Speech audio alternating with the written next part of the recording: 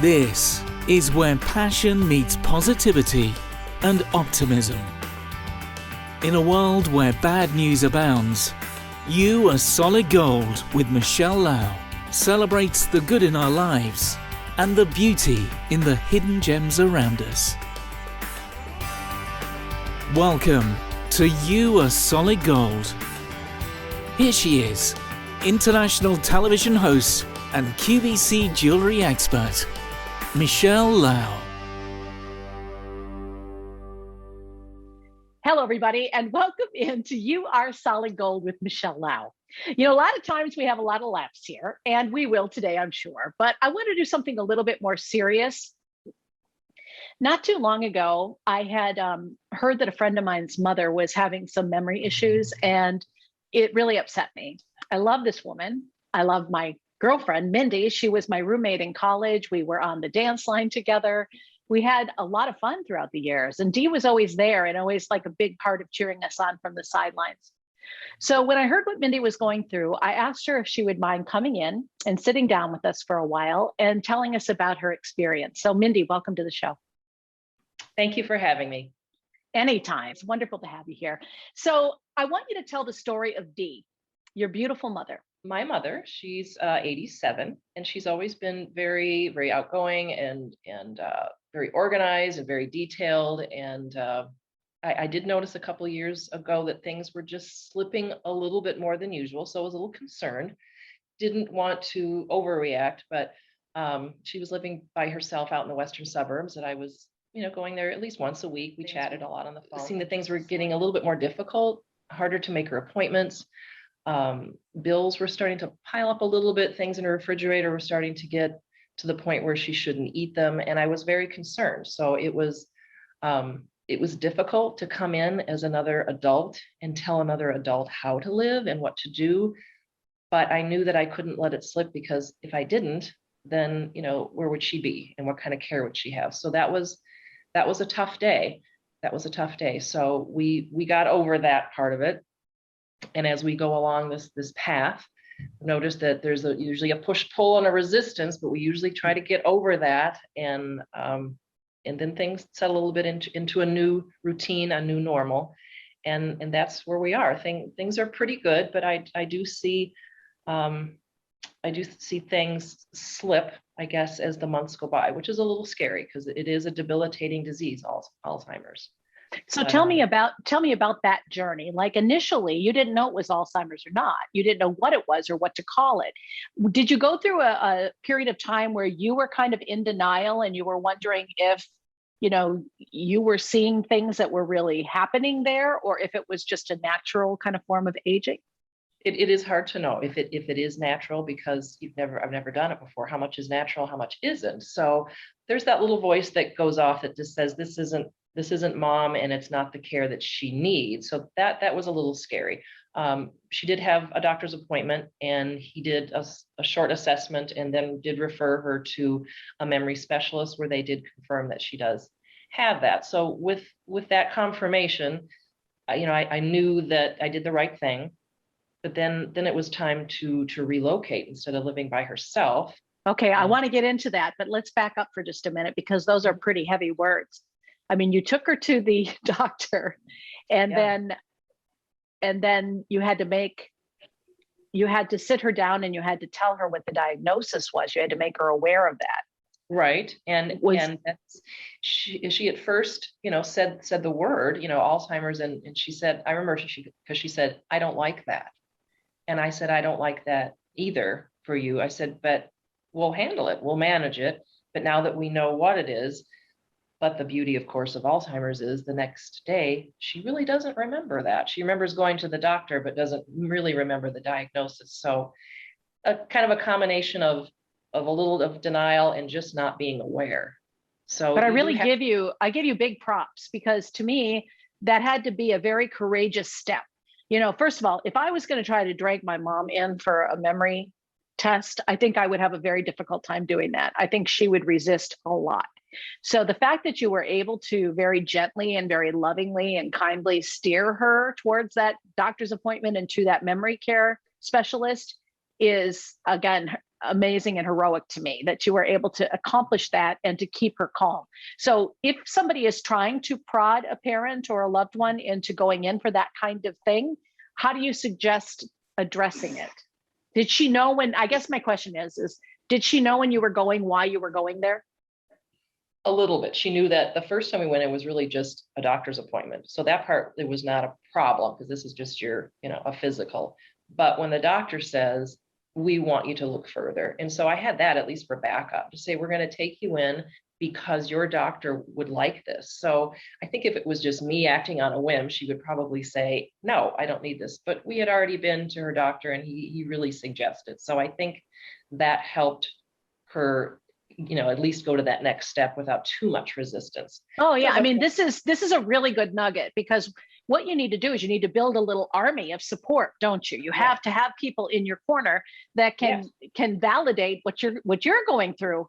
First of all, as a daughter, and what she might be feeling and be scared of. Now there's a solution, and there is some comfort in that, isn't there? Yeah. There's some solace in that. I mean, we're dealing with individuals, so we all know how each other ticks. So if it helps to have, a doctor in your corner, or, that part of it wasn't difficult. It was just the day-to-day, getting through to, I'm taking your bills now and doing it. That didn't go well. Or I'm ordering your food now because you forget. Or I'm doing your prescriptions now because you've been taking the wrong ones for a week. I mean, those are the things that were the biggest resistance, the biggest hump to get over, at least in our situation. Getting her to the doctor wasn't too bad. That wasn't so bad. It was just the day-to-day. And that is very uncomfortable to come in and tell your parent or another adult, by the way, I'm doing this for you, this, and this. And by the way, don't forget to shower. And these are things that you don't want to hear. It's humiliating. Right. So that's where we've had our biggest resistance. Yeah, it's in how you deliver the message, I suppose. And you have to kind of put your own ego aside and really think, I mean, the whole journey is really thinking of the person that you love and being selfless. It's a delicate balance. And some days just go better than others. It is a delicate balance, because you don't want to, you have to be firm, but you don't want to be condescending. You have to take charge, but you don't, it's a push-pull. That's a great way. Have you had support? Have you had support through that whole part of the process? Like you had to feel like, am I right? Am I wrong? Am I crazy here? How did you get validation? Yeah, I have. My husband's been he listens to me vent, of course, and my daughters, they love her, and they're always very interested, and they want to make sure that she's, getting the best care. So I have the emotional support. And yeah, there are times where I know that I had to move her from her apartment to an assisted living. And I felt very alone. I was doing most of it by myself, and I was exhausted. And finally my husband did step in, and he goes, you're doing this yourself and you're going crazy. I'm going to help you. So he did help move some furniture and haul some garbage and stuff that I was just floundering and trying to do by myself. So I did get some support. It does take a community, and you do need to reach out to people. If you're the person that's having to make these decisions for a parent or a loved one, you need that kind of support, don't you? So, yeah, I'm really glad that you had that. I feel badly that I wasn't there for you during that kind of time, but it's not something that I put on my friendships to say, oh, well, you have to be here. It's something, obviously, if I needed to talk about it, it's up to me to reach out and do that. And I did when I needed to. But see, that's who you are. That's who you are. That's what you do, is you just take care of things. I remember coming to you with a problem that I had back in college, and you're like, just fix it. So when I think of you, I think of somebody very nonsensical, you just right to the point, which I appreciate. All right. So you have this in your arsenal. Now that it is real. It's something that you have to deal with. Now you're looking at finding a place for mom. What did you do? How did you do that? I looked at a couple of stuck to a certain area, because I thought the last thing I want to do is, travel 45-hour, minutes away from where I live. So I found a couple of places that I thought would fit her needs. And just, one step to the next thing you know, they had an opening, and then it was crunch time. Let's get her packed and moved. And so, yeah, she's been there. It has been about 2 years in a great little place in St. Paul. assisted living. So they do have a memory care portion of it. She is not in that right now. She is just in the assisted living facility. They bring her medications, her meals, either they bring to her or she can go in the dining room, and they have a lot of activities. My mom doesn't really participate in those. She's very content, being by herself and chatting with a couple neighbors, but it really does suit everyone's needs. It's a great place, and she is doing better there than on her own. What I love about what you're saying right now, and I didn't know this even existed until we discussed this, is that there are places out there where you can go knowing that eventually you may have to move into another part of the facility. So if somebody is dealing with an Alzheimer's or dementia issue, they're able to stay comfortable in the surroundings. They're just moving down the way, they're just moving to a different part of the building. So I love that idea. So that's a good little nugget for people out there that might be going through this. It's not okay, one day you're in the home and the next day you're in a memory care facility. There are stages along the way that you can also look for. Any other tips that you would give them when they were searching? I like the idea of staying close to home so it's convenient for you, so you can get there if you need to. Makes complete sense. There's the whole financial end of it, but they will walk you through that too. I mean, if you've got retirement or assets, that's a whole different scenario than if you are strictly on Social Security. There are different facilities that cater to that too. But I won't go into all the boring details because it is mundane and it is boring. But there's a lot to it. Now, so Dee is doing really well. She's thriving in her new environment. And I couldn't be more happy to hear that. Yes. But I really believe and one of the reasons I wanted to do this with you today is I think that one of the reasons she is doing so well is because of you, because of your interaction with her. And I wanted folks out there to know that Mindy had told me about something called essential caregivers. And not every facility will have a classification for essential caregivers. But to me, they are as heroic as our healthcare workers are in keeping, our family and our friends safe and sound. So would you explain to everybody what an essential caregiver is, Mindy? In this particular situation, not in a hospital setting, but in assisted care, especially through a pandemic, I wasn't allowed in. Nobody was allowed in. So she was there by herself, for just about a year.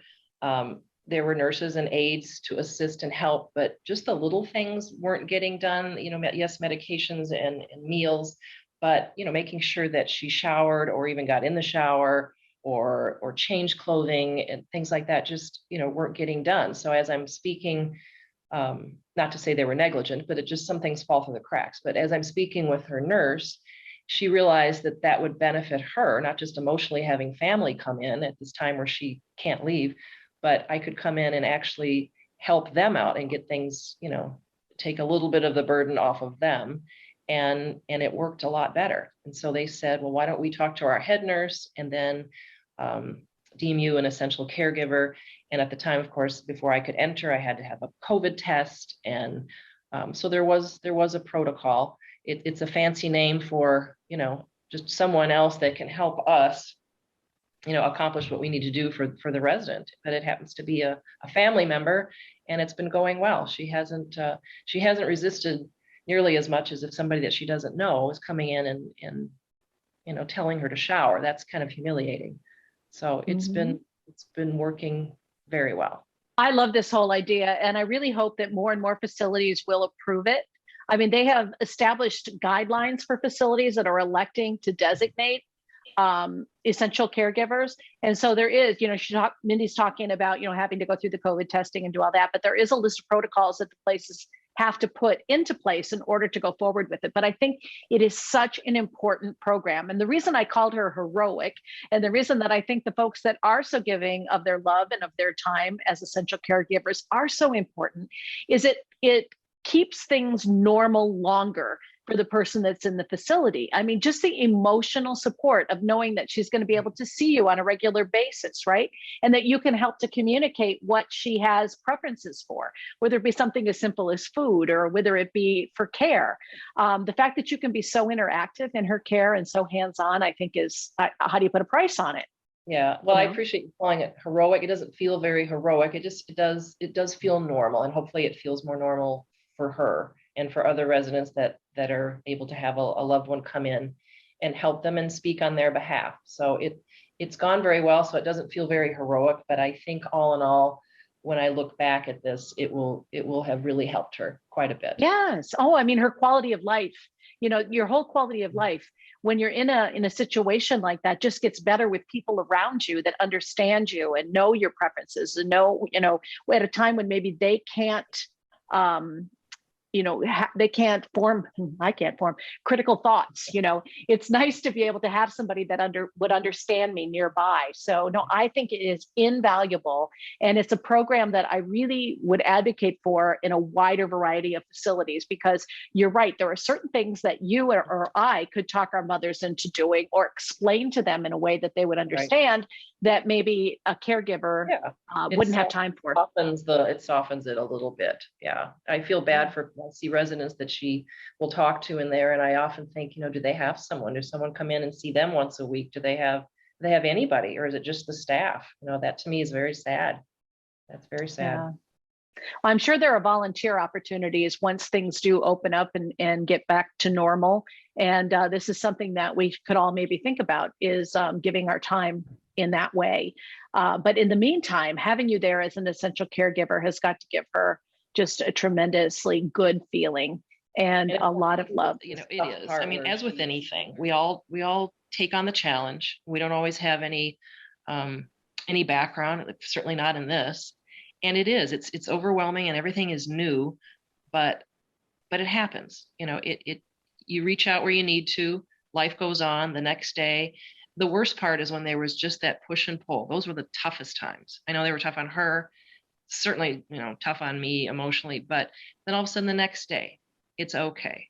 And a lot of times is, thank God she did forget, because then, then there's no bitterness. We could just start over, when you have an argument with your spouse, he remembers. Part where she's doing very well. I think she spends a lot of time and doesn't mind spending a lot of time by herself, but it has kind of stretched out this long shut-in period, because for a while there, it was just so isolating. So it I mean, bad enough to have to start a new chapter like that, right? Tough enough. Yes.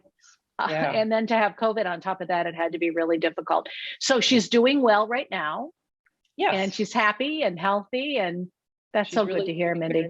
Content. She has her life is very different than it used to be. As you know, she was extremely social and very outgoing, and really just prefers to be by herself quite a bit. But that's at least her choice, and she seems very content. So I'm happy for that. I have to tell you, one of the reasons that I wanted to do this with you is I saw the photograph of you and your mother on Mother's Day, and it just warmed my heart. It just lifted me up. So went to my daughter and her husband's house and had a nice brunch, and in a way it just seemed like no time had passed at all. It was really, really wonderful for all of us to be together, and she had a great time seeing everybody. I'm so glad. In a lot of ways it's worse than I thought, and in a lot of ways it's better than I thought. So, but it's debilitating, and that's the sad part, is where we are now is not going to be where we are in 6 months. So that's tough.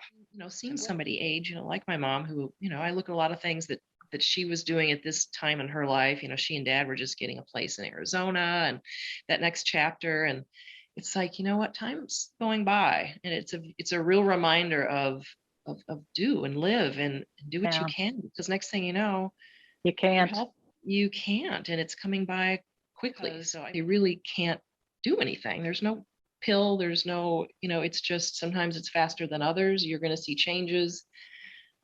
There's nothing to really do about it. It's just, you're along for the ride.